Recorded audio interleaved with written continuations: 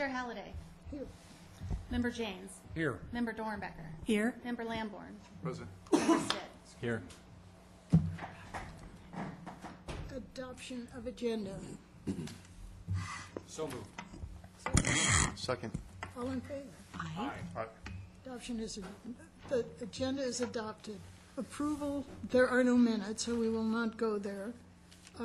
Public comment, is there anyone wishing to speak to an issue not on the agenda?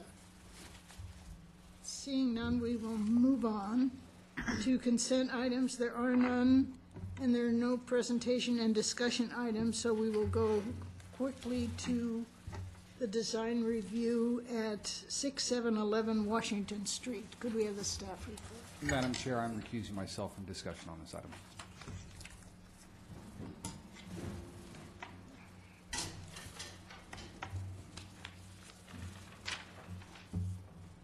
Tonight you have a design review before you for a 6.5-foot tall sound enclosure that would enclose 2 existing HVAC units on the Masonry property, and it's located to the south of the building in the side yard, very close and adjacent to the existing wood fence on the south side and the welded wire fence that's in the front yard.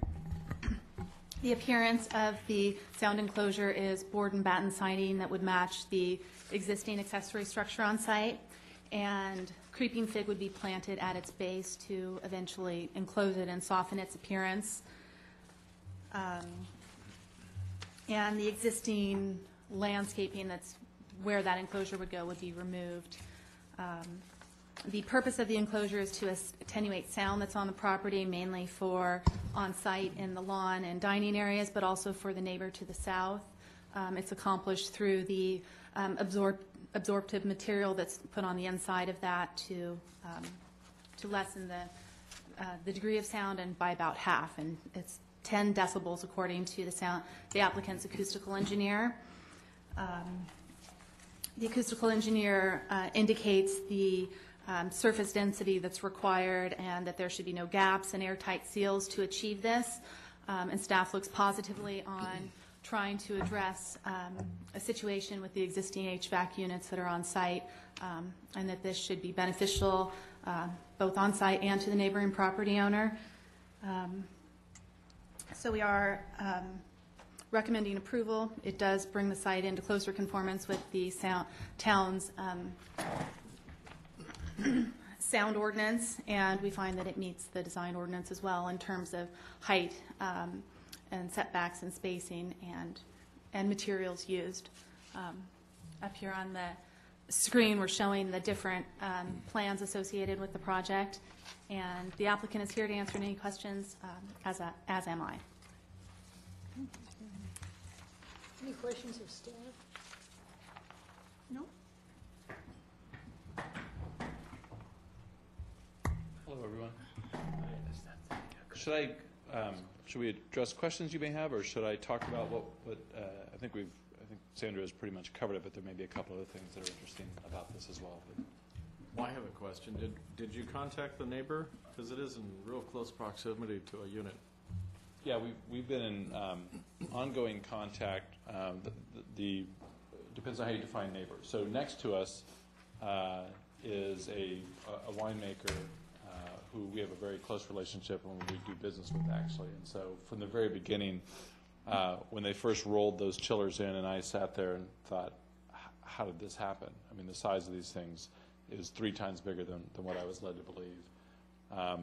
And so from the very beginning, it was something we were very sensitive to, and we got Sean out there immediately. I called him as soon as I saw them and said, hey, I want you to come look at this. And I'm told that these things will be very quiet and it won't be an issue. And then when we turned them on, we got them involved quickly. So we did our first round of sound attenuation by building a fence that we went to town for approval on, and we were told we were okay to do that.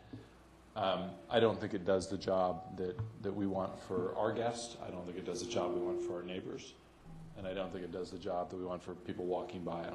I don't think it. Thank you. In my brief review of that, I didn't see any dB level of the equipment. So, do you know what it is in tandem? I don't know offhand. We do have it. it is in compliance or in conformance with Town of Yountville. So there's not a legal issue with it. We're not out of compliance on it, and our team had looked at that before they were installed, so that was the main thing they were going on. And then the only other thing I saw in there, they were talking about a chiller, which is different than an HVAC system. Yeah. Yep. The chiller, in the memo, they said they wanted 8-foot walls, but I guess with this equipment, you can do it with 6.5-foot wall. Good question. We have the first attempt at this was to build this 8-foot wall between that replaced part of the fence between our yard and where Sean Larkin lives, and that unit is owned by Marie Rossi. So, depending on which one you want to refer to as a neighbor, Marie doesn't live there, but she owns that unit. So that is an 8-foot wall, but there is no sound attenuation built into it. It's just the fence itself. And so what we're doing now is a 6.5-foot. And the simplest explanation I can give you is if right now, if you walked over to the chillers that are about 3.5 or 4 feet off the ground, and you walk up to them, you hear them, and then if you drop your head down just below the level, it immediately cuts it by about 50% when you're 2 inches away from it. Okay. That's the thought of having this thing be at 6.5 feet, because it immediately takes the sound above your head and it just dissipates. Then the consultant also recommended no gaps in the enclosure, and I see gaps on the layout. Is that necessarily true, or is it? The final plan that you should have should show it's 360. It's fully enclosed all the way around. Okay, I just noticed little gaps at joints is all. Yeah, no, we're fully enclosed. Okay. There was an earlier plan that I actually pushed back on as well, and it is the one that made it to town, because I was assured by the engineer that it wouldn't make a difference, but town also took an issue with it, and I'm actually glad that you did, because I wanted to see a full 360. Okay. And I think what they were trying to do was do something that had a bit more of an economical solution. And it did have about a 3-foot gap on each side of it, and now we're 360 all the way around, fully enclosed. Good, thank you. Absolutely. Other questions? Did I hear you say you were not pleased with it? I was surprised by it and was not pleased, and there was a series of events that took place, and on projects like this, as you know, you were certainly here.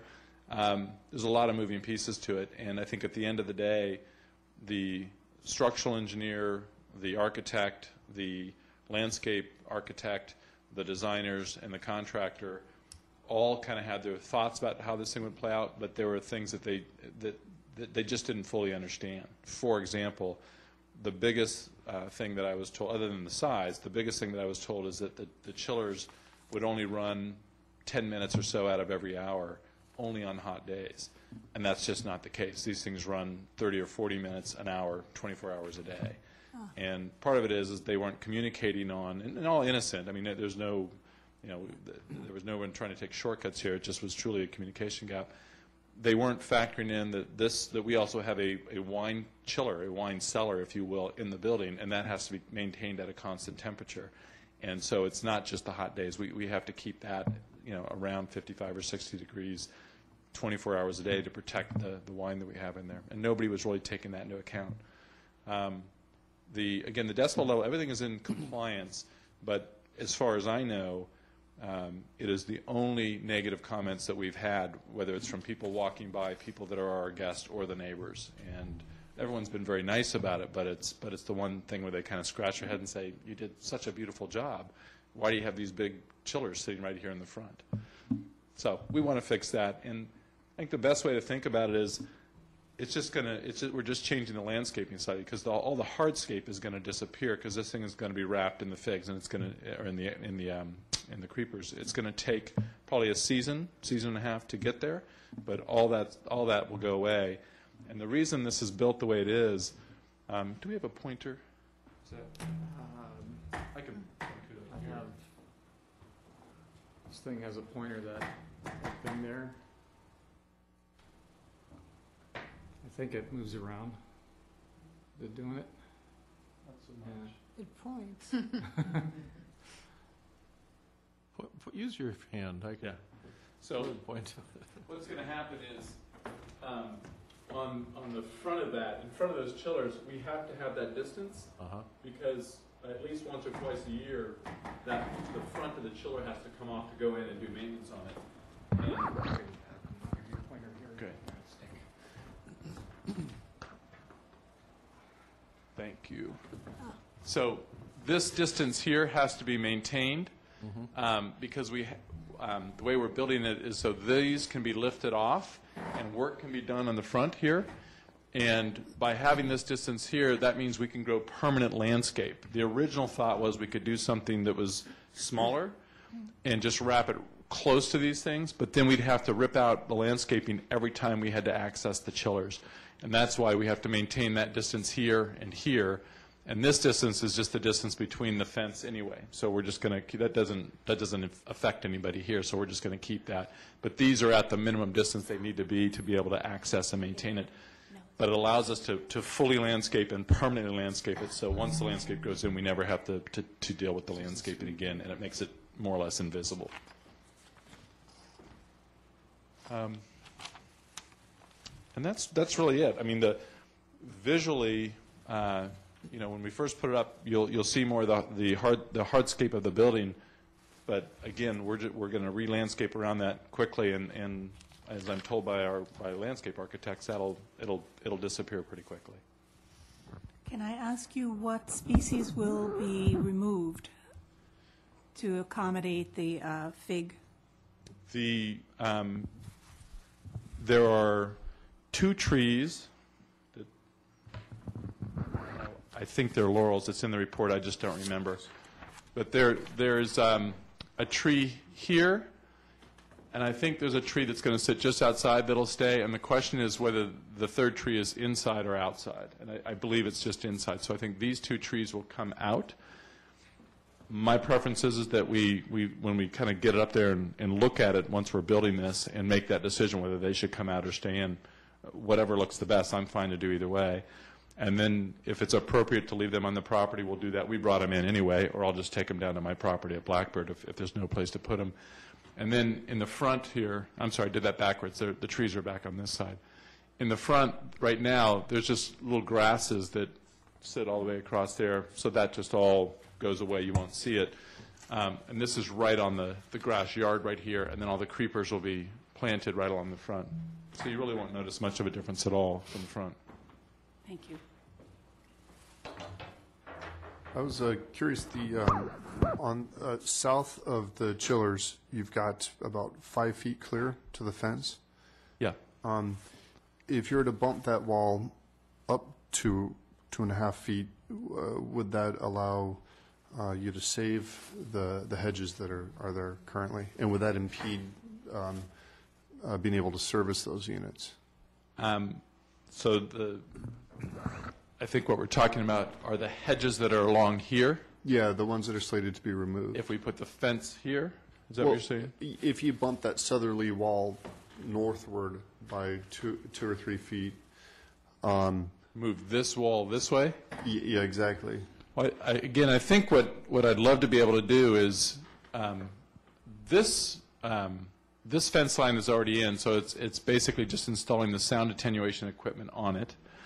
And if it looks good to leave those hedges there, I'm totally fine with leaving those hedges there. So it's an aesthetic question as to which looks better. What our plan calls for is to remove all that. Mm-hmm. But if the town is okay with it and we all agree that it actually looks better to leave them back there, I'm fine with leaving those back there. I think it might look a little odd I worry that it'll look a little odd to have this box with just the heads of these hedges popping out the top. Right. So, but I think we'll be able to make that decision once this is built, and we can just eyeball it and make that call. And that's the fence. There's also a fence behind your fence along the southerly line there. Is that correct? This is where the fence exists right now. Okay. And then there's the 3-foot wire fence that sits right here. That'll be covered in hedges. You won't see that. Probably by the end of this season, you won't see the metal at all. You'll just see the hedges that, by our agreement, will be 4 to 4.5 feet. Okay. So that'll disappear. And then again, there's not from the street. You won't notice much of a change. You just won't see these. And unfortunately, these all have digital readouts here on the side too. So at night, that's, as you walk by, that's what you notice are these digital readouts of these things. But as that landscaping would have grown in, you won't really notice much of a difference. The only place you're really going to notice much of a difference is this corner is going to be higher than what we had originally planned for, but everything else would be pretty invisible to the eye, whether we kept it the same or make this change once the landscaping goes in. Thank you. For the record, could you give us your name? I'm sorry, Michael Polensky. I'm the owner of Masonry, and I brought with me our new general manager, Michael Earls, who started with us last week. Thank you. Other questions? Did you bring any opposition with you? Not that I'm aware of. Okay. It's like all friendlies in the room.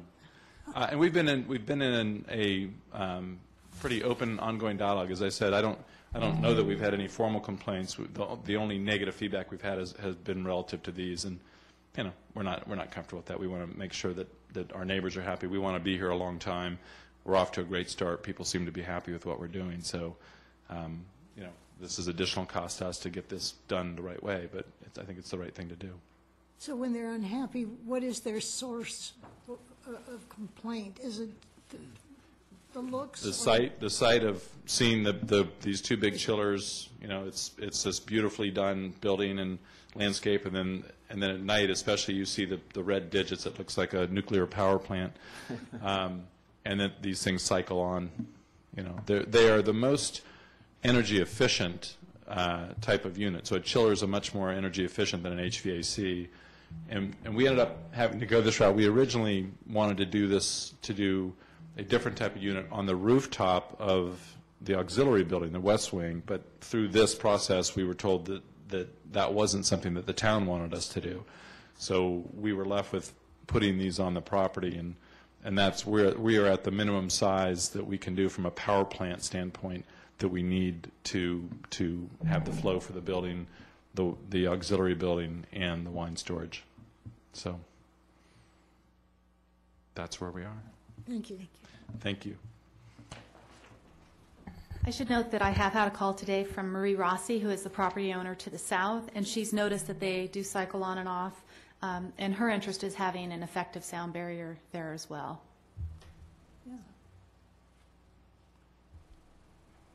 Okay, I'm going to close the public meeting and bring it back to the commission board. What do we think? Yeah, when I first looked at the application, I thought, what is this monstrosity out there? But then I saw with what care you took to really take a look at it. I also went out myself, looked at it, and I thought maybe it was too close to the roadway. I'd hate to have pedestrians being exposed to this, but it was, I thought, had appropriate setback. It was just a little closer to that neighboring building, but if they didn't have any problems, then that would be the only concern I saw with it. I understand it is a small site, and you've done so much with that site, especially in the back area. It's just, the landscape is beautiful. I'm just really in favor of this enclosure if it helps the neighborhood. I too had a strong reaction to just the walls going up, at least at first. I think that having the creeping fig on 3 feet on center, I think is going to be plenty to cover the enclosure, and so in a couple seasons, you'll have a green wall in effect, and I think that dampening the sound is a good thing, and if the neighbor doesn't have any objections, then I'm definitely in favor of it. I am in favor of it as well, and I'm glad you're thinking about the noise, because that would be more worrisome to me, and so good on you. Okay, and you want to vote on this? Yes. Could I have I'll move to approve it as submitted. I'll second it. all in favor? Aye. Opposed? Congratulations. Can we get Jason back? There is a 10-day appeal period to the town council.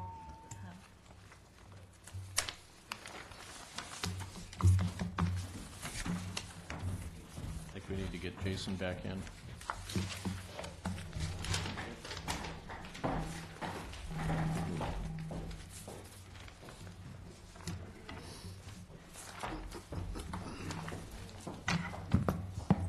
As soon as Jason returns, we will move on to item 9.1, the general plan amendment, the housing element update.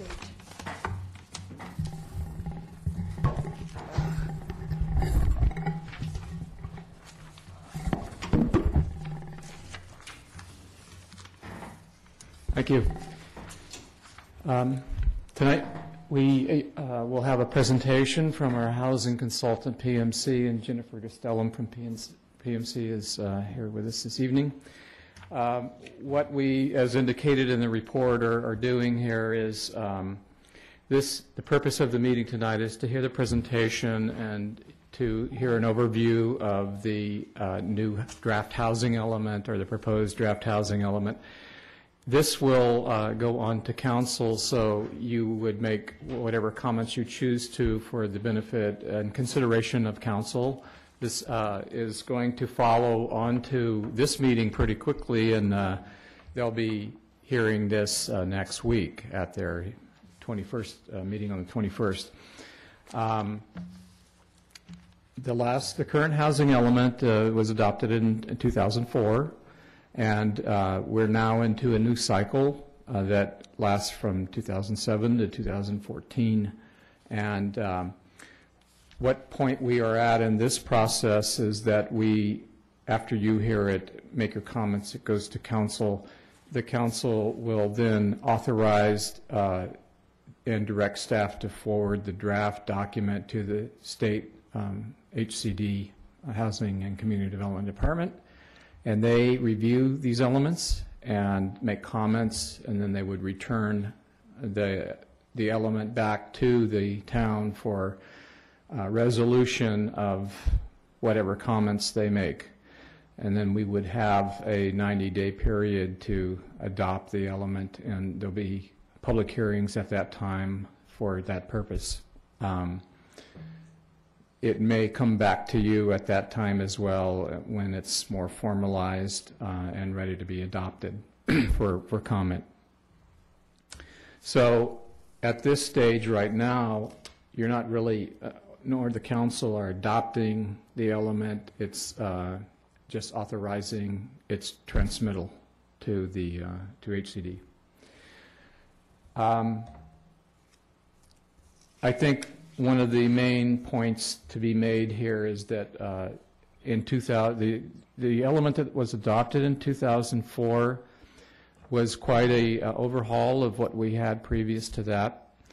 The housing element, as you know, is one of the 7 mandatory elements in the general plan, and there were a lot of new programs that were introduced in the element at that time, inclusionary housing and the FAR incentive program, the requirement for commercial properties when they change from residential to commercial to provide a housing component for the portion that would have been built in inclusionary in the new commercial project, as well as replacing any housing that was removed from the site as a result of the commercial project. We have programs that require percentages of new housing projects to be multifamily residential, and percentages of the land that are required to remain single-family residential. So we instituted a lot of programs. Portions of the programs that are included are mandated by the state, and there are some new requirements that were put in place by legislation since the last housing element that Jennifer will cover and explain what those are. Our RHNA number, the number we are obligated to provide housing for in our planning documents, is actually identical. The total number is identical to the last cycle of 87. It's a little bit different in the mix. Very low is 16, low is 15, moderate is 16, and then 40 market units or above moderate. The good news on that is that we've been in this ongoing development, and it's kind of been a long haul for some of the projects because of the water moratorium we were in until '04, and then the ramping up from that point of the approval and subsequent construction of some of these projects. But we had 3 major projects come out of that were provided a large quantity of affordable housing. The Bardesano with the dedication of the acre and a quarter, and the provision of 25 affordable housing units that will, as you know, be built by the town in conjunction with the nonprofit Napa Valley Community Housing. Those units are in the very low and low. There are no moderate units there, which is good. Good in the sense that very low units are typically always subsidized to some extent. No one's stepping forward to build that type of housing. Then we have other projects, the Yountville Inn expansion. They're building 25 affordable units. The Keller Inn resulted in 11 affordable units on the ad hoc, rear portion of the ad hoc site. And as you probably recall, the Keller and the Bardesano were batched together for the purpose of seeking financing by Napa Valley Community Housing as a scattered site application. Other projects that the Girardi Place project, 2 units resulted from that. We had coming down in the pipeline the Knight project, 16 units, 4 of which will be affordable units. And then we have a handful, as you know, we're pretty land constrained otherwise. We don't have a lot of available vacant land, but remaining parcels mainly in Old Town, and then the Catholic Church site will be providing the land supply for the remainder of the units. The Catholic Church site is, of all of the housing sites that were identified in the last housing element as suitable for construction, is really the only remaining site left in play from that document. The other sites were the Yountville Square site, that O'Brien built the housing in next to Washington Park, Girardi Place, the Knight site, the Keller site, Bardesano, and down at Yountville Inn. So everything other than the Catholic Church site has a project either entitled or under consideration. There's a summary of all of those units and their breakdown of affordability for the target income groups in the staff report. So what's really happening in this document is not a lot of new proposed programs, but a maintenance of the status quo programs we have that proved to be very good and in some cases very innovative from the last go-round. And the document will be updated as far as the demographic and housing numbers, and will include the new legislation that we're required to address in it. So with that, I think I will turn it over to Jennifer. I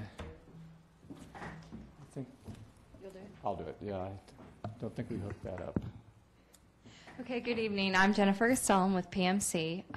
We're a planning consulting firm. I'm located actually up in Sacramento, right off of 50, so just a nice jaunt down here. It's nice to get away. Thank you for the opportunity to come talk to you about the housing element. We've been working with staff on getting it updated, and staff's currently going to be reviewing the draft so we can get it, so we can move it forward. Oh, sorry. So I can tell them what we're going to talk about. I'm going to include what the requirements are of the housing element, reasons for actually sending it to the state to get it certified, some of how the document's laid out, the contents of it, some of the new state laws, And then some brief overviews of what you have regarding the housing needs assessment, what your RENA numbers are, how you're meeting your RENA numbers, and then discuss your goals, policies, and programs, and then the schedule from here on out. As Bob kind of already stated, this is one of the 7 mandated elements. It has to include existing and projected housing needs for the next 5 years, and it has to be updated every 5 years. Then it's unique in the fact that it has to be sent to the state. So the initial review is a 60-day review. Then they return comments to us. We make those revisions, and then adopt it and submit it for a 90-day certification. The importance of having a housing element in compliance is access to state funding programs. There's people up in Sacramento at the state capitol writing laws every day that require you to have a certified housing element in order to get transportation funds and housing funds and stimulus money. They're trying to link all that up to having a certified housing element. So it's very important.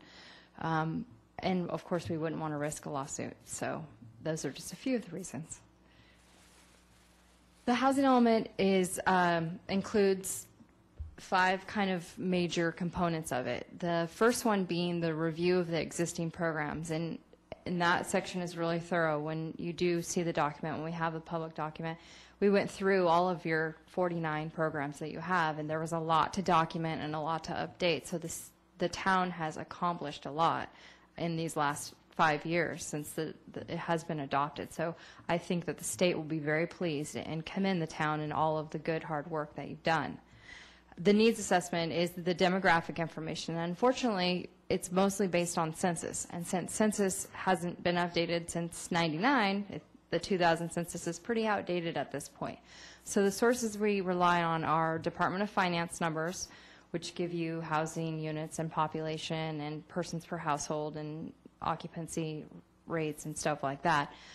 But we kept most of the information in there because the state is looking to see the 2000 census because there isn't new census information at this point during this update. So where we could, we did update, and then of course we updated new housing characteristics, including costs and rents and land values and all those things. The constraint section is broken into 2 parts, non-governmental and governmental. So governmental constraints, processing times for projects, how long does it take from start to finish for a multifamily or a single family to get built, and are those times too onerous? And that's what the state wants to know. The fees, what are your fees compared to other communities' fees, and are your fees higher? And they want to know that. Then regarding non-governmental constraints, land costs and financing and all those things. So there was, again, a very good analysis in the last one. So we just updated with numbers where there were updated information. Then the housing resources kind of plays into what are the housing programs that the city currently has, and then where are the sites and the resources and the land to meet your regional housing needs allocation. And I'll get more into that. And then the last part is your goals policy. They're called objectives, policies, and programs. That was the format of the document. It's not, the goals are your objectives.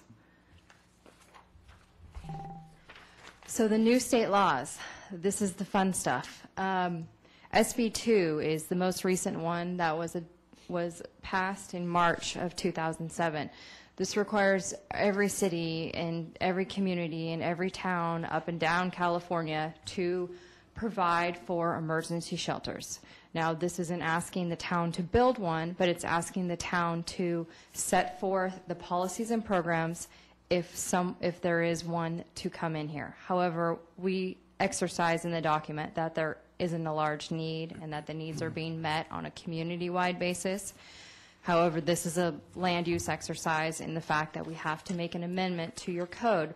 Right now, you currently allow emergency shelters in one of the commercial zones with a use permit. You have to remove that use permit. It has to be allowed by right, but it has to be within these conditions that are essentially what your use permit says. So the number of beds, the lighting, the location of the structure, where it has to be located, the parking, all of those things have to be met in order for it to get done. So again, we're not anticipating one to come here and get built because we're not showing that there's a need for one. However, you have to show that there is a zone that it's allowed in. Regarding emergency shelters and supportive housing, you do actually have supportive housing type services with the Veterans Home already. So this is allowing transitional and supportive housing services in all residential zones that comply to your requirements in your already residential zones.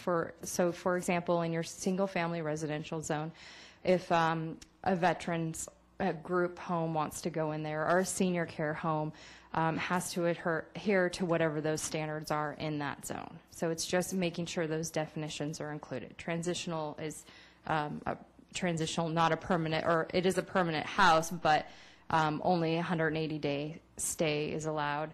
And then a supportive housing project would be, is there maybe a job training program linked to that housing project, or a child care center on site of that. So these are issues kind of dealing with in bigger communities than Yountville. So it's not as much of an impact here because we're not assuming a lot of these things are going to be happening here because you are essentially mostly built out as it is. AB 2634, existing and projected extremely low incomes. This is another one where there are some language in the document that we need to clean up, but single room occupancies is a type of, like an efficiency unit or a second unit type of housing has to be allowed, which is already being allowed in the community, so it's not necessarily an issue here. AB 2348 is your detailed sites inventory, which there's a kind of an outline of it included in the memo that I provided. This is a detailed sites inventory. So your last housing element, you were allowed to get away with saying, oh, in our mixed-use zone, we have this many acres and we can potentially provide this many sites. Now it has to be a site-by-site analysis. You have to show every site in the city that is vacant or that it is entitled for some sort of project or development, and then how many units are going to get built on that site to meet your land. And thankfully, we are showing that there is enough land capacity based on projects that are entitled and vacant sites to meet your regional housing needs allocation. And then SB 375 is the new greenhouse gas emission one, which I'm sure you're seeing more information about that. And that's going to play into the housing element that it's in this next round. We're thinking right now, it's still very early stages, but it looks like the housing elements will go to an 8-year cycle instead of a 5-year cycle. And if you don't show production, which I'm not quite sure what production is going to actually mean, they haven't figured that out, but that you'll have to update every 4 years. So all of this, again, it's supposed to be linked with transportation plans, which will be ABAG's transportation plans. And then also ABAG has their focus program, which will be putting the RHNA in more intense density places along transit corridors. So your RHNA numbers will probably reduce even further. Just some quick demographic information. Again, like I said, we use the 2008 information for the Department of Finance provides for some of the population, the group quarters, and the total households, and the household size, median age. That's not available by Department of Finance, but it is for the 2000 census. Housing characteristics. Total occupied housing units, that's a Department of Finance number. So we're looking at 66% owner, 30% renter with a 4% vacancy rate. And then overcrowding is considered more than one person per room, more than 1.5 persons per room, excluding kitchens, bathrooms, and hallways. So that includes living rooms, dining rooms, and all of that. So more than 1.5 persons per room is considered overcrowded. So for overcrowding, 2% of owners, 4% of renters, these are very, very low numbers. Nothing to be alarmed about. Overpayment is considered you're paying over 30% of your annual income on housing. So, and that's supposed to be a percent sign there, sorry, 34% and 30% of renters. So again, not not really particularly high numbers, nothing to red flag there. Based on the inclusionary program that you have and the units that you have, the affordable units in town, there's 23 owner units and 18 rental units. And then 4 of those are at risk that their time frame on them is going to expire. So once they get sold or whatever, then they will not be affordable anymore. So that's something that we're talking about, maybe adding that to the inclusionary, that we do put a time frame of affordability so that these units continue to be affordable for the longer haul. Right now, is when they're sold, they're not affordable anymore. And here's your income limits. The Napa County median income, which it's done on a county-wide basis, is $79,600. And of the 5 income categories, this is how it's broken down.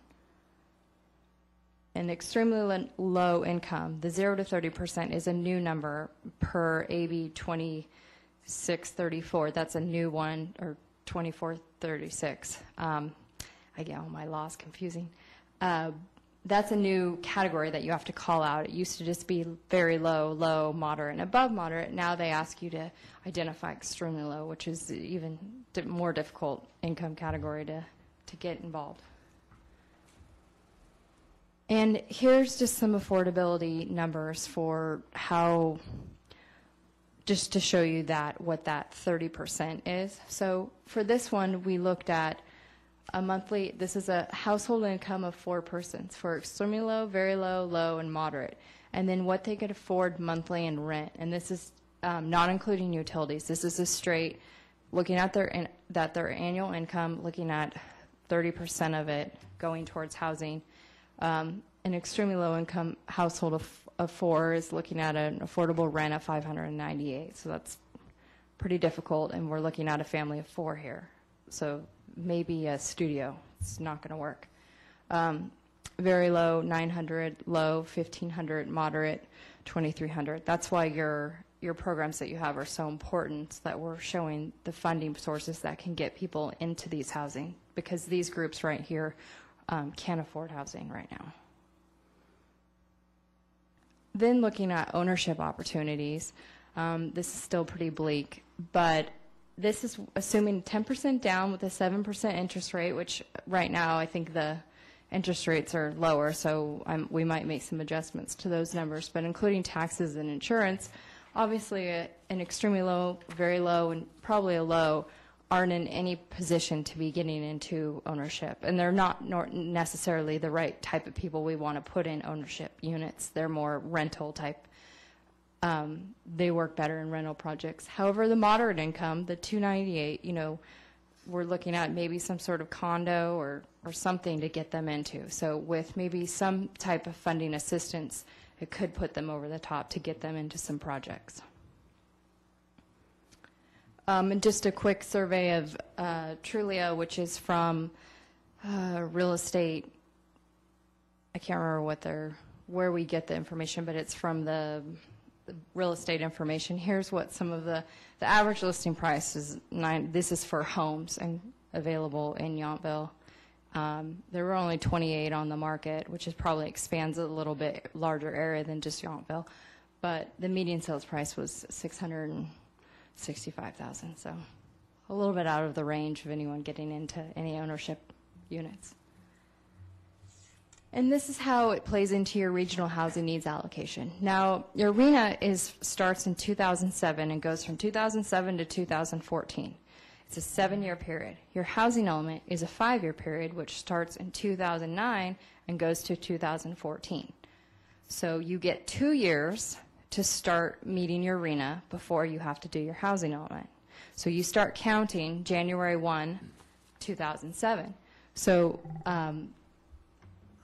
you want to go to the next slide? This just shows that your allocation is 87 units. Now this is how we get there. So since 2007, 19 units have been done. 1 low, moderate, which Bob kind of gave you. We also have the footnotes here, which I apologize are kind of small, of showing you where these units were and what they were, what the projects were. But 19 units so far has been already completed, and then the remaining arena is 68, and then available land capacity. So that is made up of what is already entitled, so the number of units from entitled projects, and vacant land. So we're showing that there's a 49-unit surplus. So you're showing that you have capacity a little bit above and beyond, which is helpful for the state, because they want to be able to see that you can meet it. And if all those sites that you do determine that are available don't get built, that there is a little bit of a cushion there, so to speak, so that you are meeting your RHNA. And as we said, the objective policies and programs, there's 10 objectives, and then corresponding programs to each of those objectives, and then there's programs for those that all correspond. There's originally 49 programs, and based on the accomplishments of the last housing element and some areas where we could combine them to make it a little bit easier for staff here to implement them, we got it down to 36 programs, which keeps all of the general ideas of the 49 programs, but just makes it a little bit more concise. And that was our goal. And then here are some of the proposed programs. And basically, as Bob also pointed out, it was just kind of some cleanup to a lot of the programs.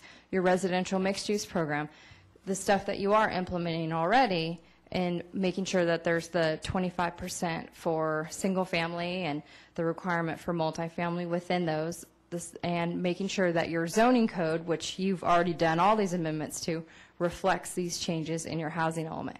So your inclusionary program, your affordable housing overlay, the FAR bonuses, your density bonus, continuing working with the Housing Authority of the City of Napa, which was called the Napa County Housing Authority, I believe, in the last one. So just kind of a cleanup there, changing those around. And then your local preference policy for local people to be able to get into the projects here. So all really good programs, all programs that the state's really going to appreciate, all of the good faith effort that the town's making. And we're here tonight. We're going to council next week, and then, like we said, they're going to provide an authorization to submit it to the state. It's a 60-day review. It does take them 60 days. However, I did one housing element. I'm doing about 20 of them up and down the state, and they actually did call me back about a month early. So they know that there is a rush of them from ABAG and all of the areas, and some of the slackers up north that haven't met their deadlines. They have the Bay Area's deadline is June 30th. Then every other county that isn't Sacramento or San Diego or LA, so all of the other areas are due August 30th. So they realize they're going to just be getting an abundance of them, so the quicker they can get through them, the better, which works out to our benefit. So we'll get comments back in June and then get it back to get it adopted in July. Comments, questions? Very good report. Thank you very much. I have a number of questions. Thank you for the report. This first one I think is more for Bob. Did I understand that we may get a chance to look at the draft element? Well, I'm grateful to have the opportunity to talk about it. It seems to me it's difficult for us to make many meaningful comments if we can't compare the existing element to what's proposed. Yeah, that'll be in tomorrow. And Yeah, staff's going to be reviewing it, and then it'll go public next week, and I guess we'll make sure you're getting comments. And even if we do get into the state, that doesn't mean that I still can't take all of your comments and make sure they're incorporated in it. So, okay. And it sounds like you'll have an opportunity to see it before we adopt it as well. So that way you'll get to see what comments the council made, what comments the state made, and be able to incorporate anything else before it's adopted. Great. Next question, which is on page 3 of the report, actually 2 questions. Under the remaining RHNA, total is 68 units. But if I just isolate the affordable, it's 44 units. And if I read then page 2 of Bob's report correctly, between 47. Pardon? 47. Affordable. I come up with Bardizzono, Keller, Yountville Inn, and Knight. Oh, you're totaling that up, okay. I come up with 65 affordable units in the queue. So do I understand it correctly that already there are enough affordable units in the queue to exceed the remaining RENA on affordable units? That's a good thing if I'm right. Yes. And am I reading? Well, and we're showing that there's a surplus, so I guess, yeah, there are more than enough. So that's good. Small question. I'm very, very familiar with Girardi Place, and going back to page 3, that same matrix, footnote 2 talks about a second unit, and I'm entirely unfamiliar with that project having any second units that are affordable. Okay. We'll have to check that out. Also talking about second units, I probably misunderstood earlier, but I thought you conflated SROs and second units when you talked about we already allow them. We do have a specific second unit ordinance, but of course they're only accessory to a primary residence, and SROs needn't be, correct? Correct. No, SROs are, efficiency units, and they can have a bathroom or a kitchen, but not both. So there are programs in the document that talk about you allowing SROs already. So it's similar to a second unit, but not in the way that you're saying. Yes, it will have to be an additional definition in the document. Because the SRO doesn't need to be accessory to a primary dwelling. There could be a piece of property that has 8 SROs on it. Correct. And we don't right now have an ordinance permitting that, No, do we? that will So be a that needs to revision. change. That will be a revision to the document to define single-room occupancy units. Does the draft housing element at present contemplate any rezoning of property? No, that's what's so great about the fact that you have all these wonderful projects entitled and enough sites to meet your arena right now. No, there's no need for any rezoning. And how about any new standards, like increased densities across zoning districts? We don't have to do that. That would be something that would be triggered if you didn't have enough sites to meet your arena. And because there are enough projects and sites to meet your arena, no rezoning or no increased densities have to occur. I'm very glad to hear that, because I know particularly in other jurisdictions I work in, frequently what happens is cities rezone properties with higher density to get their housing elements to comply.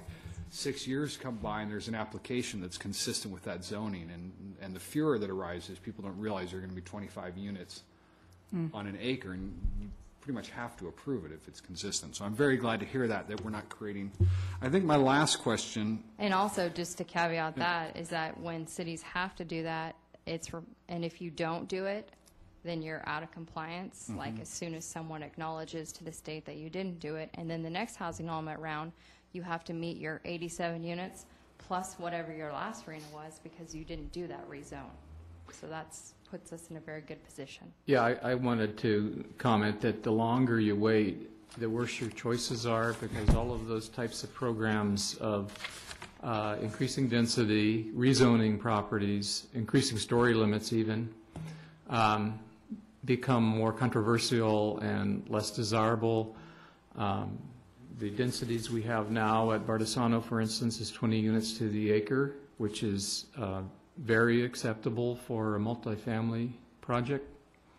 But there's communities 30 to the acre and more. And in particular, when you get down to a last few sites that end up being completely out of character when everything surrounding them is low. Unfortunately, Sassoon City is in a similar situation where they're going to have to rezone sites to high density, and it's very troublesome for them.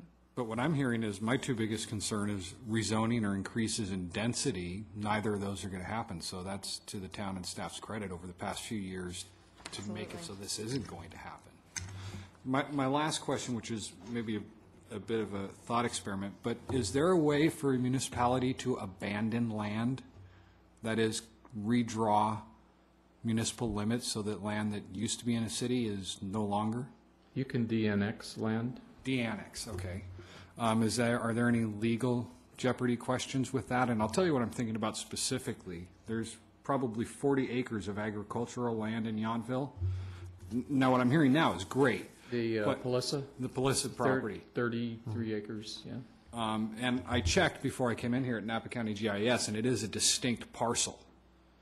even though it's connected to several others. So I'm thrilled to hear that we're not talking about rezoning or new density, but I really fear down the road that the town's only going to have an option to look at a piece of property like that and say, this is our last remaining possible site, and rezone it. It may not be happening now.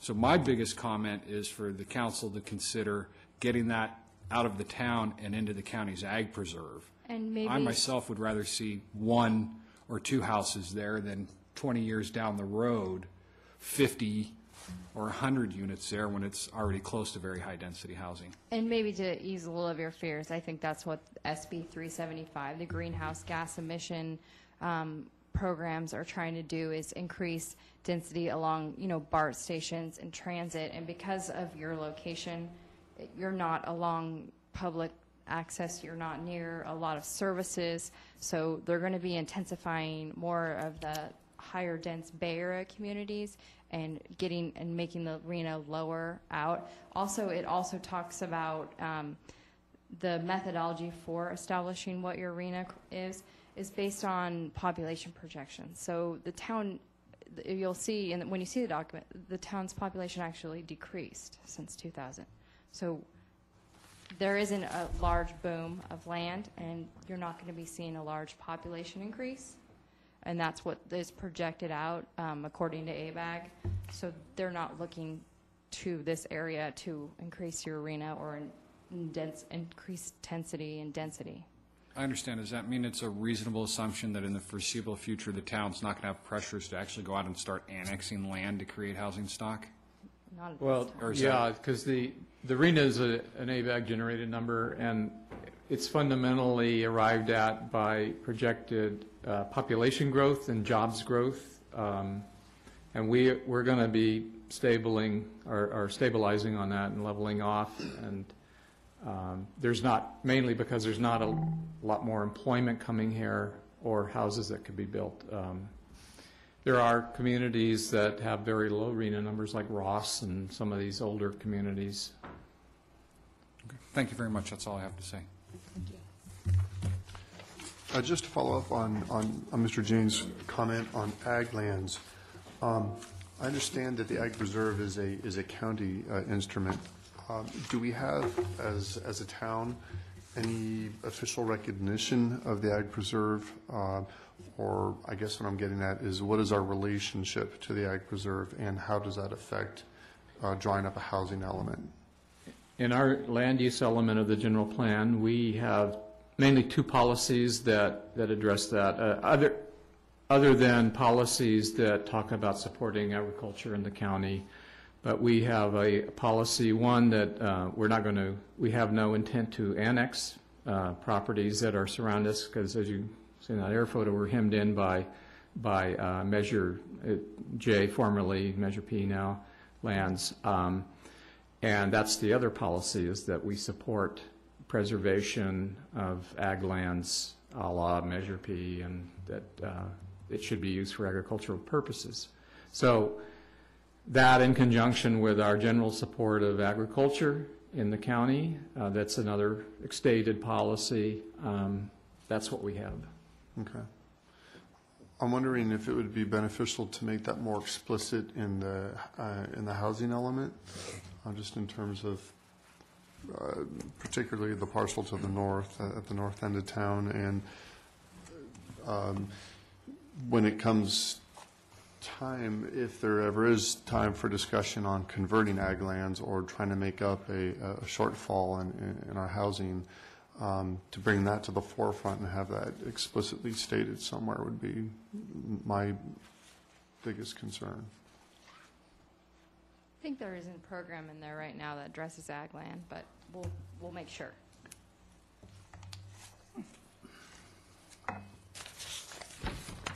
Anyone else? Thank you very much. Thank you. I just have one question to Bob. Is there any program that assists properties to be more energy efficient, or encourage them to have photovoltaic, solar, wind solutions, those type of things? Is that something the city's looking at or is interested in? It is. It certainly is. Not necessarily through the housing element, although there could be a program maybe that expresses the support for such programs, but we are on a different track. We'll be coming to you, and Sandra that just left, she could talk about it. She's working on our, started out being called the Green Building Code, and now it's called the Sustainable Building Code, but I think we're changing the name again to something else the county's using. And that's a program that will be coming to you. Also, as a community, another program Sandra's working on is, there's an organization called ICLEI, and we had you could call it an audit of our energy footprint, county-wide. Each jurisdiction was done, and they determined where our major contribution of greenhouse gases are coming from.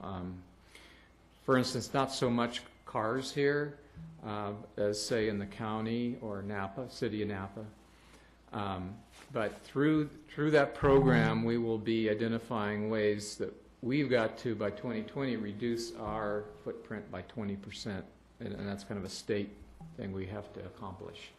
And we're working as partnering up with other jurisdictions in the community to achieve that, in the county, I should say. I just gave a explanation of both the Green Building Code and Sustainable Building Code and the things you're working on, and the ICLEI. So those will be both coming at you in May. Good, thank you. And I had a question about, on page 4 of your report, it talks about, you're talking about our objectives, and one of them being housing assistance. Do we have any numbers of how many households receive assistance in Yountville? Or is that something you would know? Assistance in most of our affordable housing right now is in the form of ownership housing. What's coming online, the next wave represented by these end projects are going to be rental housing. So the people that are in their houses right now, they bought the houses through the program. And are you talking about like Section 8 type of assistance? Yeah, public housing type. Don't know if that. I believe we have information for the Housing Authority of the City of Napa and what programs they have and the number of people that they're serving. So yeah, that will be in there.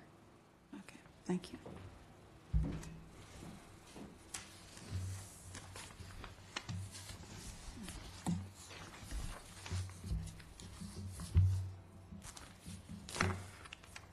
And, excuse me, I'm sorry, Bob, did you say that we will see the updated housing plan? I'll distribute it as after I receive it, and yeah.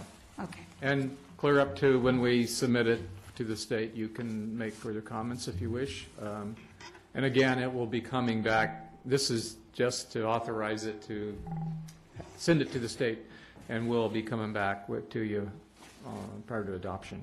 Okay, thank you. I think also along the lines of your first question, though, that there's programs that talk about fix-up programs and assistance for repairing a house and loans along those lines for people that need assistance. So it's not only Section 8, it's other programs that address that as well. Okay. Bob, do you see any areas where Yountville can distinguish itself in the valley and advance those type of things, improving distressed houses? And there are a few. There are. Well, through the programs I had mentioned, that, you know, we might do a better job of advertising those and reaching out to the ones we feel could benefit. They have to want to participate, though, but, yeah.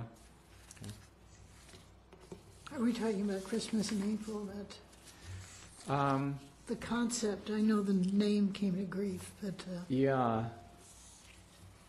And Christmas in April, did it, I think it morphed into a different program, and I have that, one of my sources here, but that type of a program, yeah. And they're one of the organizations that the town routinely assists as a nonprofit. When they ask, they have to seek the assistance. and this information includes the veterans' home or not? Yes? Yeah. Of course, the veterans' home essentially is just a large group quarters.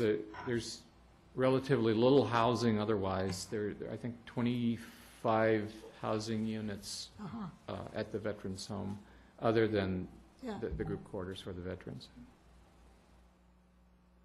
Okay. Any more questions? No? Thank you very much. We're ready to tackle retail diversity policy. Pardon me. Thank you, Jennifer. Am I the only one hearing that weird reverberation? No, I hear it. No, I thought somebody was being very ill, but then, Yeah, excuse me. There's a I thought I loose, was losing my mind. there's a loose mic over there. it sounded like plumbing to me. If Sandra were to take my fist and go like this, we'd hear it. Okay, thanks. Table? There you go. There it is. It's Bob's. So I've been watching The it. culprit. Okay, let me close this down. I think we're done with this. Turn this off then. The next item is another non-action item in the sense they're not approving it or necessarily, but it's a advisory to the council. This is the ongoing and maybe somewhat of a combo idea between two discussions that have been going on with the council and NZDRB, wine tasting and the idea of resident serving, tourist serving mix of uses and the capability of really, given our situation here and of limited commercial area and limited population, of how that is supported in some cases. So what this specifically, and it's called the Retail Diversity Policy in the report, and what it's aimed at is we will be going to the council in May with this. It will not be an ordinance necessarily, as opposed to the council adopting a policy of how they will be evaluating primarily wine tasting businesses. That seems to be the one that's in vogue now. Now, that doesn't mean that something else later, it could be coffee shops or pizza places, or that where we're getting to the point of almost a monopoly. It seems as though going in the available retail space, that we would want to maintain the diversity so it's not just one thing and that it's accompanied by some other retail, level of retail.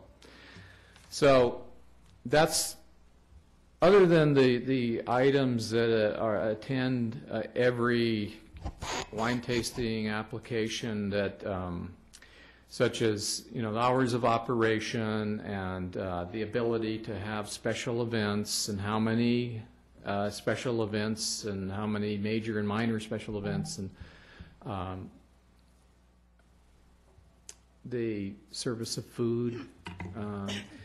Much of that is dependent on the location and of course, the applicant's request of whether they want to have that or not. They generally do want to have special events and some level of food service pairing with at special events in some cases.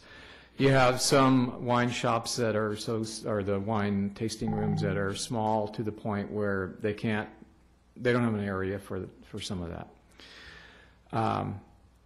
And that's one thing I should note is not in the report, is that I think one thing that staff will be going to council with, a recommendation that we limit the sole wine tasting rooms right now to what they are right now. And any subsequent wine tasting proposals would have to have and be accompanied by some other level of retail. And I think that's what we're focusing on at this point in this discussion. Anything you want to weigh in on as far as hours and the things I've mentioned, food and special events, feel free. But one of the things that I believe we are really promoting as far as a diversity policy and to keep other types of retail so it doesn't become just one thing, one type of use, monoculture of retail, that we are promoting this concept of that it be accompanied by some other retail. And that's a little ill-defined in the sense that we're not prescriptive. We're not saying you've got to have books or you've got to have clothes or whatever. That's up for to the applicant to propose that, and it will be evaluated as to adequacy by staff and the council.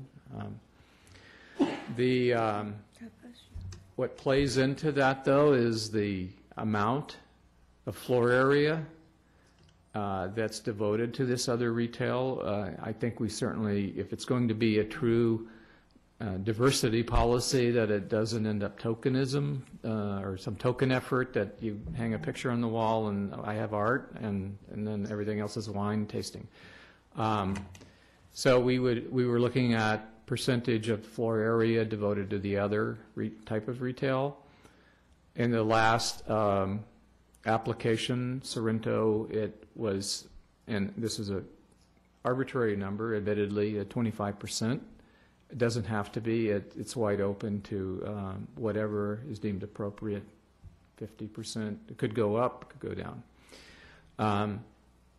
And also, there's kind of a newer notion that has been raised for consideration that we hadn't really thought of, is how integrated this other retail is in the total business. And now you can say whatever the percentage of floor area devoted to it, and they have that over there, and it's exactly that percentage, and then it maybe gets the doors closed, and then you have wine tasting otherwise during other hours, and that's kind of been raised, that concern, that it's not really marbled throughout the use, it's real defined, and maybe even the ability to shut it off. So to the extent we want it integrated throughout the use, that's another consideration that we'd certainly like your thoughts on. In some cases, and I like to use the antique fair as an example, having it all over the place may not be appropriate, and that you don't want wine taken into areas where it could damage something of value. But the fact that it's there and it's predominant in the use and well integrated, I think the antique fair accomplishes that. The presence of the antiques is undeniable in the building, and however the wine tasting area is fairly separate from it.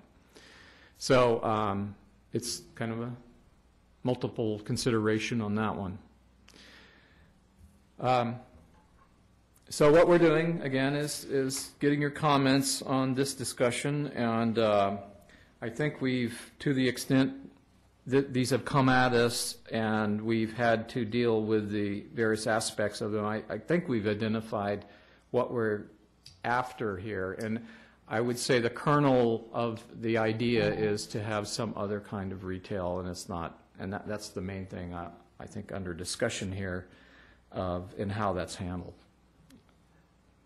And maybe the ZDRB feels we need to take a prescriptive approach and have a list of, pick from the list, and it's got to be one of these. And we can work on that if that's the idea. The council's been more of the attitude of case-by-case review and not so much along those lines, but it's wide open for any comment. Yeah, if I can make a comment. I like the approach of more laissez-faire, let the market dictate how the particular operator likes to operate their business. I frequently go into different venues up and down the main street, and Hill was one of them, and they recently purchased the entire building, and now they have individual tastings at one of their nice little French antique pieces, and it's an enjoyable experience. And then you can look at their wonderfully expensive furniture too. But I thought that was unique, and I like the uniqueness that each operator brings into each little venue, and so that people can go in to these different places. If you start regulating, you'll get somewhat of a homogeneous effect, and does that really give a nice experience to people that are visiting Yountville? I'm not so sure. Whether you damage things inside, I think that's up to the operator, how they maintain the numbers and address their clientele. But the other comment I would say is wine and food go together, so any barriers that would come up restricting food other than upholding good health standards, I think is important. Sometimes they can be a little loose. That was about the only two comments I had to make. I'll just chime in that as far as any food service, that is an automatic trip to environmental health at the county, and they do a full review and put their requirements separately from ours, and those then get implemented as conditions of approval. So there is a watch on that already. Yeah. Good.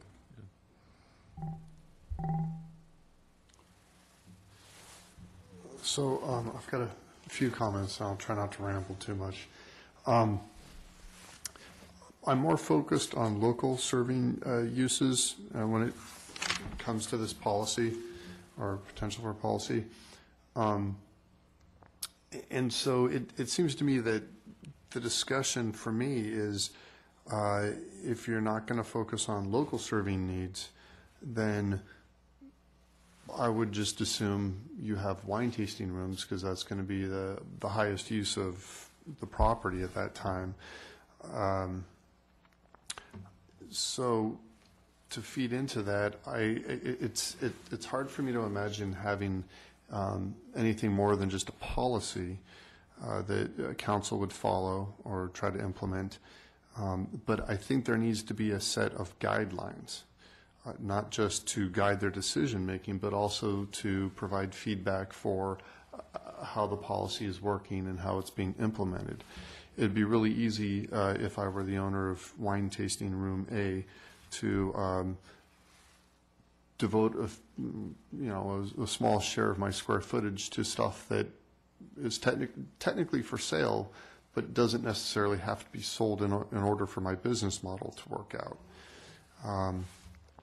And I'm trying to figure out, so I think that it would be useful to have a survey of residents to try to generate some idea of what is local serving and what would people like to see around here. I understand that I probably can't ever expect to go to a tasting room here and buy a roll of duct tape when I need it, but there are some things I think that could be, mixed in with the use that would serve Yountville's residents, at least at certain times. And that's basically my main concern is that we have, the flexibility that I think a lot of us want to guide the decision-making, but some more clear, if you want to call it standards, by which to guide the decision-making and to judge the decision-making as it happens. And if we do the survey and then we have our results, and you would see that the prioritized list and their ranking of most desirable as directing the applicants to provide that in their shops? Providing them guidance, but also I think council, when they're sitting up here and they're trying to wrestle with the application and how to balance out retail diversity in the proposed use, what they might want to push for.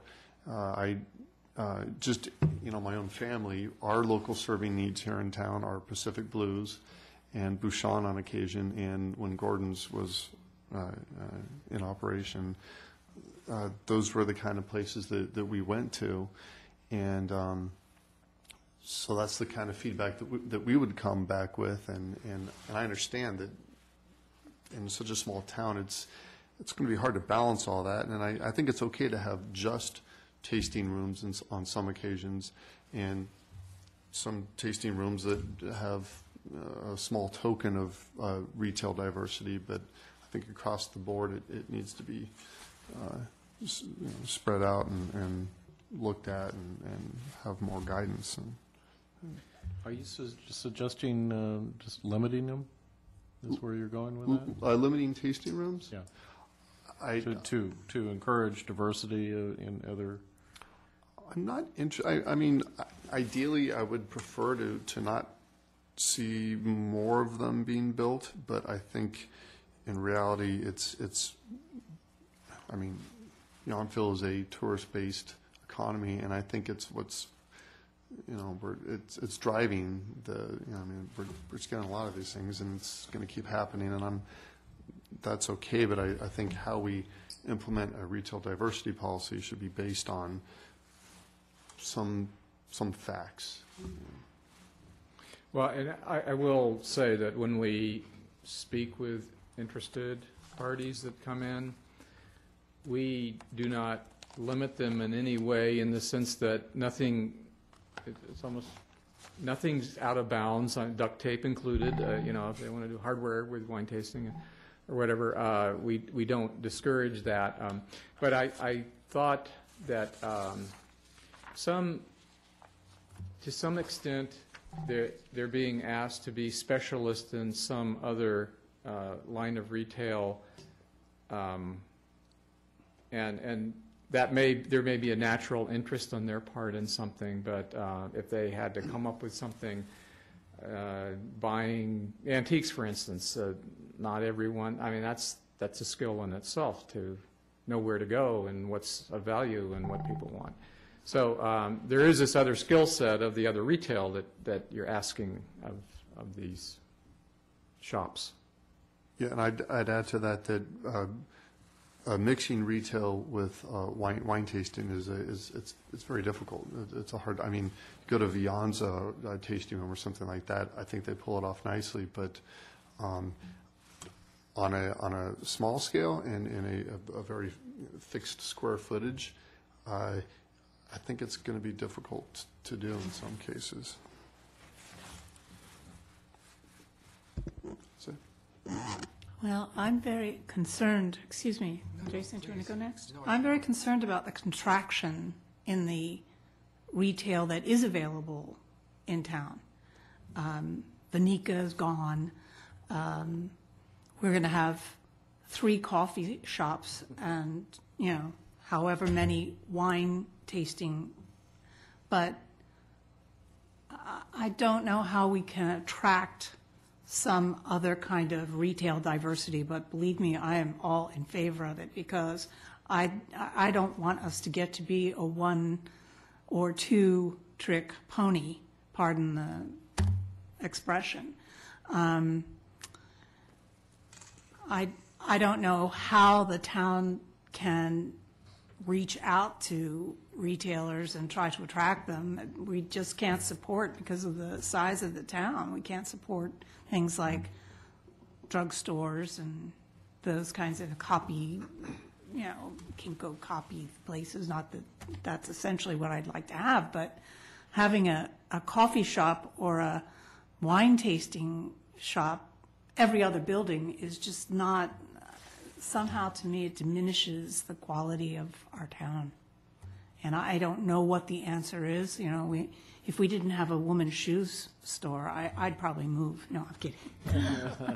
No, but Wife would. my God, for Rosalie's. No, it's just that even in vintage 1870 or whatever it's called now, we're losing retail instead of attracting more retail, and I'm very concerned about it. And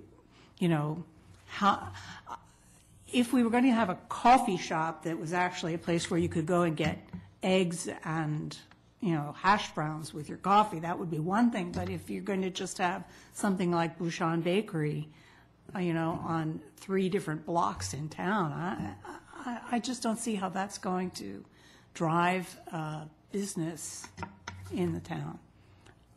That being said, I support the town in proposing that wine tasting rooms be combined with other kinds of retail, definitely. But, and the more creative, if there could be a hardware store with wine tasting, I'd be thrilled.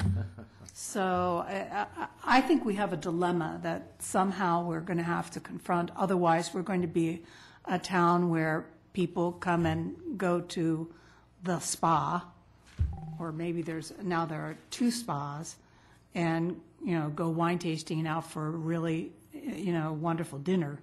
But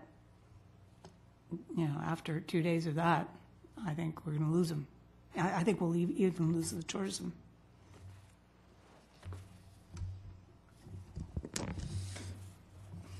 Well put, Marita. I have several comments. First, I want to draw a very bold and distinct line between the discussion as it relates to local serving businesses and wine tasting. I'll address my thoughts on wine tasting first. I think there can be any number of reasons why it's appropriate for the town to limit the amount of wine tasting. I will say I'm not going to distinguish between wine tasting and a wine bar. If a person wants to buy a bottle at the tasting bar as opposed to 6 1-ounce glasses, that distinction to me is immaterial.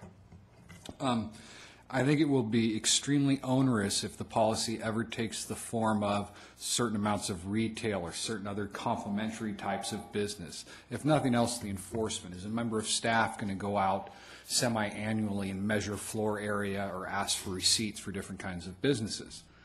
I would say any policy that does seek to, and I hasten to repeat, I think there can be some good reasons, does seek to limit wine tasting. We can make 2 clear distinctions. One is wine tasting does not extend to restaurants, and I think a restaurant is easy to define. If it has a grease interceptor or a Class 1 kitchen hood, it's a restaurant. And between a bar, and a bar has spirits in it. I do think regardless, ongoing, yes, each particular application should get judged on its own merits, its hours of operations, its location, etc. But that's just for the use permit. The solution I propose is to simply set a cap on the number of wine tasting establishments, again distinct from a restaurant or a bar, in Yountville. That number could be what's existing now. It could be allow room for 2 or 3 more, and then make those licenses, much like liquor licenses, fungible.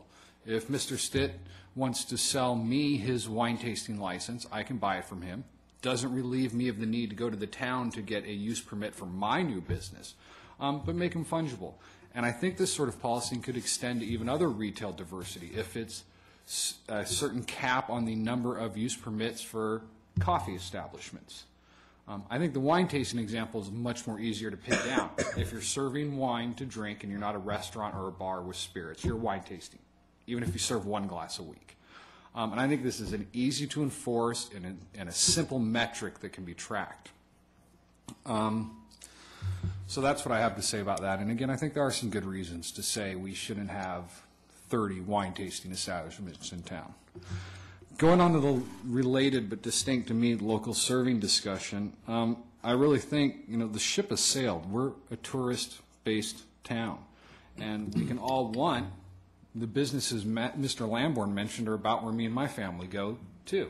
We would all like more local serving businesses. We can't legislate property values. If we want a pharmacy, the way that's going to happen is for some significant public intervention in the private sector, like the town carving out part of the community center and saying, pharmacy, you get free rent. So you'll come work, open a business here. Business people aren't going to open a business unless it makes sense to do that, and I don't think there's any way to legislate that. It's unfortunate, and particularly for older citizens with less mobility, I think that is a hardship, but I don't think we're going to solve that by saying, does this wine store also sell T-shirts on half of its wine wall area, just to make an example. I've also seen in the past, and I don't certainly want to pick on them, the town get into, I think, really silly contortions trying to define local serving businesses. Steve Gordon, by all accounts, a very fine man, his business is considered local serving, and I keenly remember one of the arguments, well, many people in Yountville have his paintings. I doubt his business survives because of sales made to people in Yountville. So the town has repeatedly over the years saying, well, if it could be, because we need to get these spaces filled with businesses, if it could be considered local serving, we'll call it local serving. I know another business sold insurance to ATMs, and the argument was, well, there are ATMs in Yountville. So that's local serving. And I think that pointed to the great difficulty enforcing that kind of policy. That's all I have to say. Thanks. Okay, my turn. I agree with many of you, and I disagree with some of you as well. I can remember, because I'm older than anybody, when this town had 12 antique stores. Yeah. And the council got really nasty about keeping antique stores out. And I think we're an expensive town. Rents are very, very high. We're incredibly successful. You're not going to get people to give the stuff away. They can't afford to. So I agree with you on your local serving. I think it's a concept that is beyond us. If we want something affordable, we have to find a different way to do it. And I can't think of any business that's supported just by the people here. We're too fickle. Although Lewis is doing it with the sandwiches. And as far as when does a wine bar begin to be something else, we have more restaurants in this town than, when it comes to diversity. We have in-rooms. For a while, we had one in-room for every resident. We have, we serve tourists. That's our industry. We need to recognize that. And having said that, the market pretty much determines what works and what doesn't. Right now, wine tasting works in Yountville. It no longer seems to in Napa. They're closing down. So I think I was on a code dress code committee for the junior high one time, and it was decided that the girls' dresses had to come below the crotch. And One would hope. well, it didn't, you know, this is what. I thought you were anyway. going to say the knee. No, the knee, my goodness. And we all agreed, although we spent hours talking about our childhood, which was not relevant, but it took a lot of time, and we finally came to a conclusion, and the boys came out with gold chains. You know, everybody fell off their chairs because they hadn't anticipated that, which is my way of saying the fewer regulations, probably the better. It's interesting comment about Napa losing wine tasting. Correct me if I'm wrong, but didn't the stores that are just north of St. Helena that are like, I don't want to call them outlet stores, but I think that started out as a wine tasting co-op kind of a business where they concentrated their wine tasting there, and then that didn't work, and they went to stores. And every time we write it down in stone, you know, the stone shifts. So yeah, it could be a cyclical interest. I think so. Hard to say, but it's right in front of us at the moment, and At the trying to figure out what moment, to do with right it. now it looks, you know, nobody wants the whole town to have one wine tasting right after another. But I think we should remain reasonable. Yeah, I agree with you, and I think that's a great example demonstrating it used to be an antique mecca, and I remember being a child coming here with my mother as she shopped for antiques. The business cycle changes. I think we should just embrace it why it is, as long as it's not a public menace. Right. It's not out of control. Are the police calls accelerating? No. We need to look at that. And I think we should also just remember that Yountville, especially with the opening of Bardessono, is now really a gastronomic powerhouse in the United States. It rivals downtown Manhattan as far as, and you can measure it in the density of Michelin stars. So Yountville is definitely on the map, and I think we should always be conscious. It's a very unique place in the United States. But once we start counting potatoes, then everybody can only serve so many potatoes. I think it gets kind of silly. Yeah, Forgive me. I do. yeah, thank you. Well, you get to make sense out of that. And I can't wait to hear your report. Well, I think, you know, it's almost, there's a temptation on staff's part to kind of do an altar call at these, when we get these comments and try to get some consensus, it becomes easier to represent the, what the ZDRB as a group, the thinking was. And just in summarizing what I heard, I think the general tenor was that the market is the market, and it's difficult to regulate that without being overly administrative. And so if I'm wrong on that count, let me know. That sounds great. Does that sound good to everybody? I Very well done. You get to have go wine tasting. don't have to go far. Right outside the door. Matt's comment, though, I'm, you know, about polling or surveying the town as far as what they saw as the need in the community. I think you would get a good list of the types of businesses people wish were here for convenience, and they didn't have to go to North Napa. But I think the problem would remain: how do we get there? You know, with that list, and whether that list would guide the council in trying to marry them up with a wine tasting kind of a use. I don't mean to say that it's not something that needs doing and will be done when we get around to the general plan, It's the getting there after we know that, that's the hard part. Right. Bob, you just said something that caused me to think of something I meant to say that's very important to me anyway.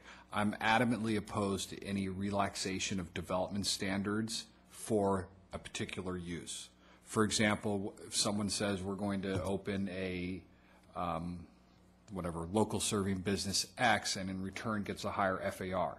The reason I'm so adamantly opposed to that is the business may go away, but this now new building will continue to abide. And then the landlord will come and say, my building is vacant. I can't get a local serving business in here. And I think it becomes a backdoor way to have, whether it be reduced setbacks, increased FAR, or height. So I want to make that I'm really adamantly opposed to any relaxation of development standards as a means to encourage local serving businesses. Now, if there are other things that can be changed, whether it be hours of operations, taxes, fees, fine, that can change when the use change, but not a physical infrastructure that's going to abide after this local serving business has gone away. Thanks. And along those lines of government intervention to encourage diversity of retail, there are other communities that, of course, they're not in our exact situation, and they may have economic officers that they're out beating the bushes to attract businesses. We don't really have that problem here. It's the type of businesses, I suppose, that we're talking about. But they treat just like inclusionary housing, to where a percentage of a project has to be of a certain type, and they regard it that way. And inclusionary housing requires, in our case, 15% to be affordable. Well, they're requiring a percentage of a business to be of a certain type. And then there's an administrative overhead on that to make sure it is that and remains that. And price controls, if the duct tape is $50, but, good, it's available in Yountville, how is that addressed? yeah, we have a gas station that's kind of That's true. along those lines. You can buy gas here, but at a cost, and that more than you're going to pay in North Napa. But if you get a Valley Exxon fleet card, you pay fleet rates. Oh, And so any business can get a fleet card, and you don't really have to have a fleet. They can all be personal vehicles. good to know. Although I probably shouldn't say that since we're being recorded, right? You just told the whole town. Yeah, So, sorry. the main takeaway here for me is the general thing that will be transmitted to the council is the recognition of the difficulty and the overwhelming tide of market forces against having local businesses. Certainly want to have them, but it's tough to do, and that these projects, these wine tasting uses, in your case, though, you were in favor of a cap. I think it can be argued that there should be a cap on this specific type of business. I don't know what that cap is. I don't know if it's where we are now, or I don't know if it's 4 or 5 more, but I think some good public policy and planning reasons can be argued that we shouldn't have preponderance or 40% of whatever the business is just be devoted to serving alcohol. And I'm going to call a business that serves alcohol, as I said. If it serves a glass of wine, but 90% is retail, no, it's a place that serves alcohol. And I'm okay with saying there's a cap. Mm-hmm. I want to bring the market force back into play, as I say, by allowing these licenses to be fungible, transferable. Well, and that's a very direct way of addressing it. If the concern is to a sufficient degree, then stop it by a cap, and that's a straight-on way of handling it.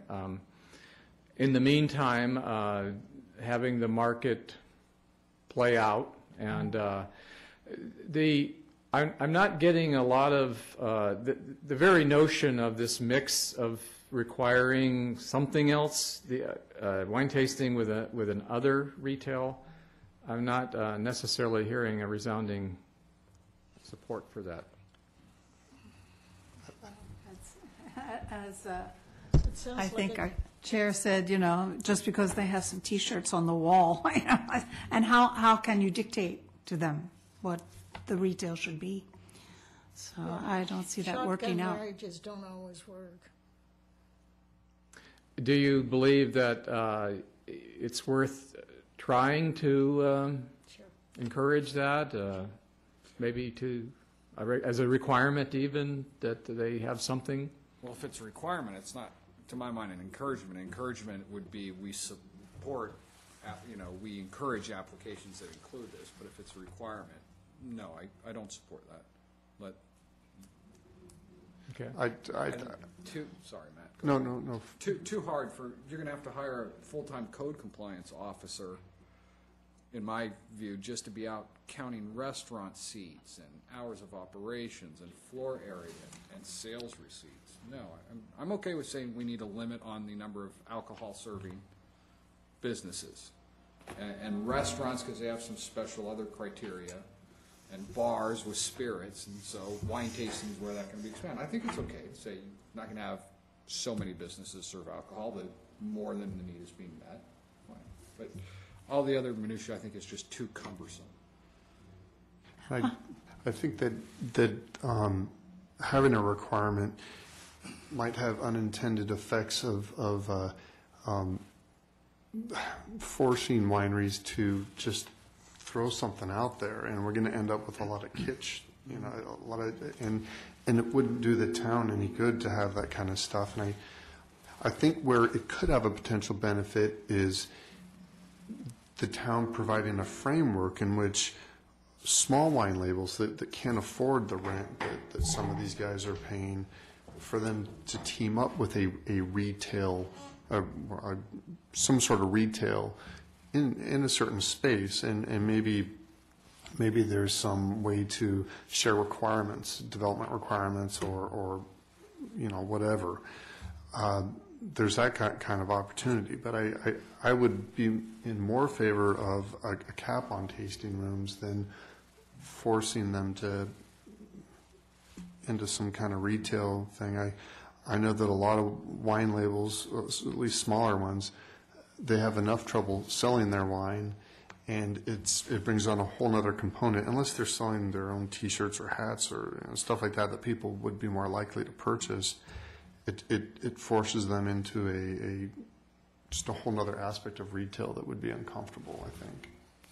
And that's what we, the first thing they go to is what you would see in a wine tasting room at any winery, where they have the corkscrews and the other, accessories that go along with wine, and hats and whatnot. And that was the idea, that we were not really, that's what they want to do, because it's very natural and complements their product. But we were looking at the diversity part of it, more of offering something of use other than the wine. I think what would happen is, if you can imagine a series of pro shops, like be it golf or tennis, there's a certain subset of retail items you can have at a tasting room that seem to fit in, and it will just be duplicated throughout town, would be my concern. We could probably have one more tasting room with antiques, and that would be okay, but you'd end up with a lot of tasting rooms with decanters and wine glasses and fancy, rabbit cork pullers and so forth. In the end, I don't think there would be any gain in value or retail diversity. And when it comes to retail, you can shop retail online. You can't do wine tasting online, and that's why it's working at the moment. Yeah. I have a question, and that is, do we have a lot of vacancies, retail vacancies, other than in Vintage 1870, or do we have any? Well, Some? it's relatively small, though. There's a space available now in Edward James, and then in Whistle Stop, the art gallery is going, Oh, that's right. closing, and Squaresha. Squaresha, yes. Occasionally down at Washington Square, yeah. Okay, well, I think we're really at the mercy of the market, actually. story short. Yeah, until there's some serious issues of some crisis that really strikes Yountville. Otherwise, any regulation would seem almost forced and contrived and without purpose. So unless there was something compelling, I just right now don't see a real need to control that.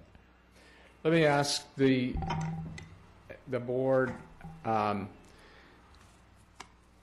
is it your sense that the number of tasting rooms we have currently is a comfortable number, or there's room for more growth in that area as far as more tasting rooms, or it's too many? What's your sense of where we're at? They seem to be getting more sophisticated, and more of them, of course, but they are going to, a lot of them, appointment-only venues, as well as just walk-ins. They are getting diverse and more sophisticated in their own venues. Now, this notion of diversity in other retail, it's not brand new, unimplemented. We have been talking them along as they come in and encouraging that. Certainly in the case of Sorrento, Masonry, they came in preloaded along that line with the art and furniture that they have. Well done, yeah. Verissimo, strictly wine tasting. Gerard, same. Now, the recent move from the smaller space over at Edward James for Hope and Grace, Hendricks, they did take up the idea and offer more art pieces now and gift items that are high-end gift items, along with the wine tasting. You know, and in some sense, too, having those things, I believe, attracts people that they may see just a wine tasting and don't necessarily want to do that right now, but if they see other items in there, they may be drawn in and end up wine tasting, who knows, or not. But there's other interests going on there than just the wine. It's not an either-or kind of a thing. Mm-hmm. How about everyone else? How do you feel the number we have in town? The number so far is comfortable to me. I get nervous about there being a lot more, but I think the thing to keep in mind is that as we have added in rooms, tasting rooms help keep those people here in town or help bring them to town, and so I think there's a relationship there that's important to keep in mind, and we don't want vacancies, and so I think the tasting room is a necessary. I think it helps. Complements our other tourism. I think it definitely complements it, whether it's desired by its residents or not. I can't speak to that, but I think it helps a lot, and it does complement it. Yes. For me, it's somewhere between where we are now and maybe another half a dozen, and I think the balance would tip too far. Yeah, I could agree.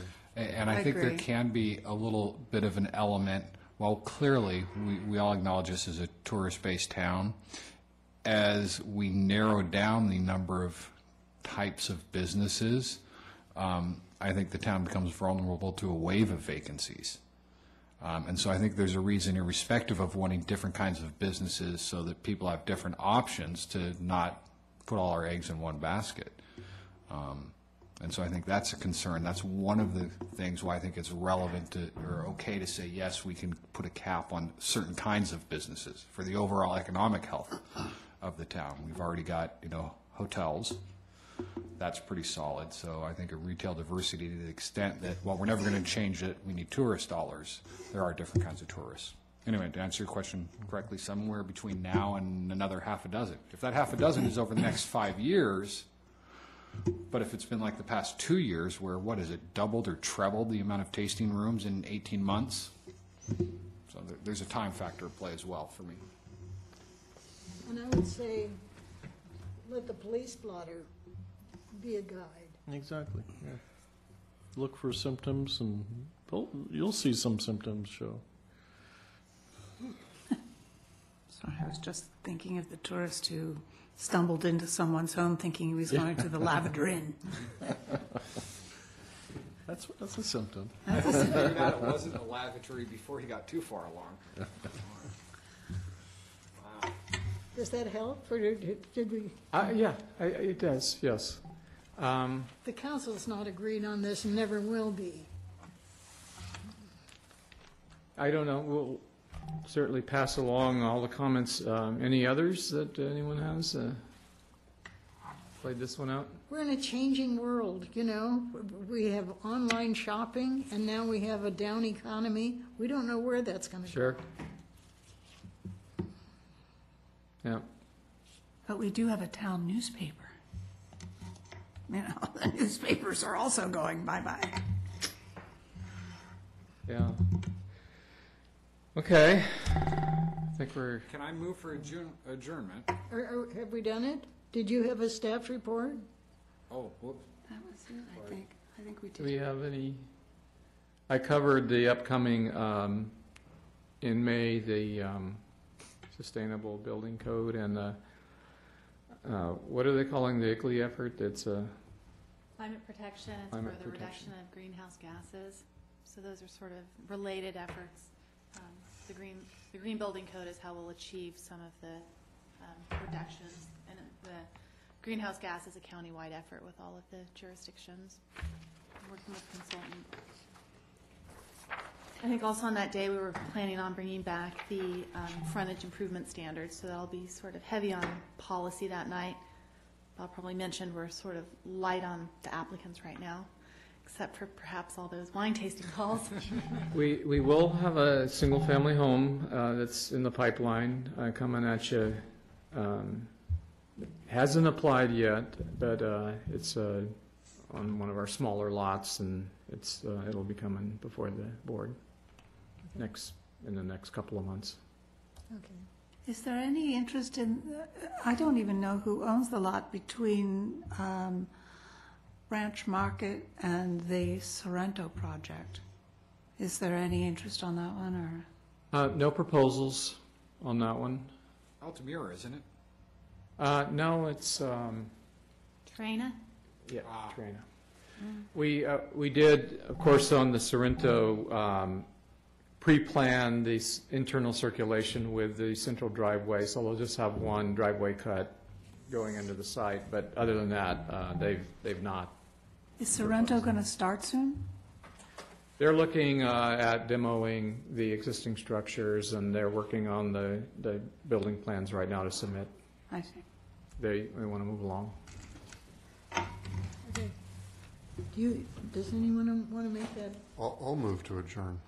I'll second. All in All right, aye. favor? Thank you. I wanted to ask you a question. First.